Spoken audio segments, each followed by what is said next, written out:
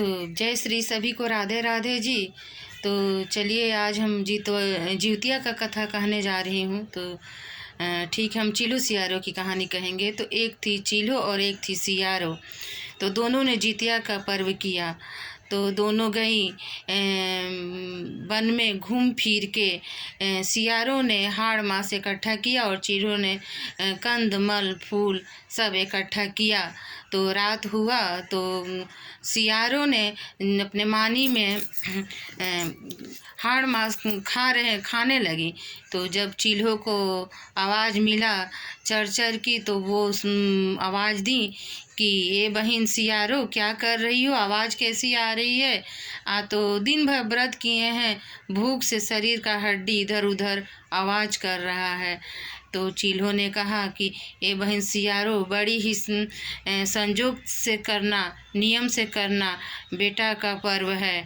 तो सियारों ने कहा हाँ बहन, हम नियम से ही हैं। और दोनों ने अपने अपने मुंह में, इधर चील्हों ने अपने मुंह में कंद मूल फल लेकर प्राण त्याग दिए, उधर सियारों ने अपने मुंह में हाड़ मांस लेकर अपना प्राण त्याग दिए।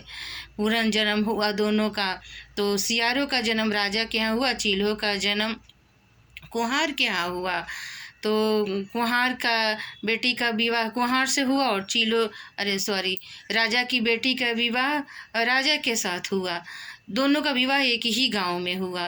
तो इधर राजा के घर जिस दिन पुत्र होते थे उसी दिन कुम्हार के घर भी पुत्र होते थे, लेकिन सियारों के कर्मों के कारण उनका पुत्र मर जाते थे, यानी राजा के पुत्र मर जाते थे। उसी दिन कुम्हारन के यहाँ पुत्र जन्म लेते थे तो सोहर गवाया जाता था, बधाव बजता था।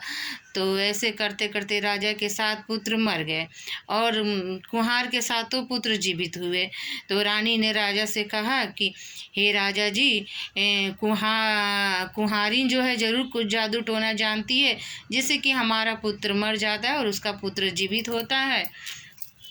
तो राजा ने आदेश दिया कि कुम्हार को और कुम्हारिन को बुलाया जाए। तो कुम्हार कुम्हारिन राजा के आदेश पे दोनों राज दरबार में आए। तो राजा ने उन दोनों को आदेश दिया कि जिस दिन हमारे पुत्र पैदा होते उस दिन तुम्हारे पुत्र भी पैदा होते हैं। तुम जादू टोना जानती हो, जिसके चलते हमारे पुत्र मर जाते हो, तुम्हारे पुत्र जीवित होते हैं, तो मैं तुम्हें मृत्युदंड देता हूँ।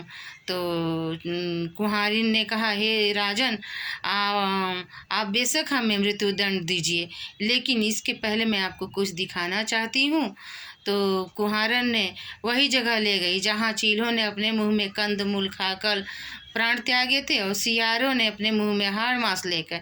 तो कुम्हारन ने सियारों के मान में जाके दिखाया और अपने मान में भी जाके दिखाया, देखिए राजा, ये अपने मुंह में हाड़ मांस लेके प्राण त्यागी और मेरे मुंह में कंद मूल फल है। तो हम लोग अपने अपने कर्मों का फल भुगत रहे हैं। इन्हें हमने कहा था कि हे बहन सियारो, बेटा का व्रत है, बड़े नियम से करना। तो इन्होंने कहा हम नियम से हैं, लेकिन इन्होंने हाड़ मांस खाया, जिसके चलते आपके पुत्र मर जाते हैं, और मैंने फल मूल कंद खाया, जिसके चलते मेरे पुत्र जीवित रहते हैं। तो इस तरह से कुम्हारन का भी जीवन लौटा। तो सभी चितवनन बाबा की जय।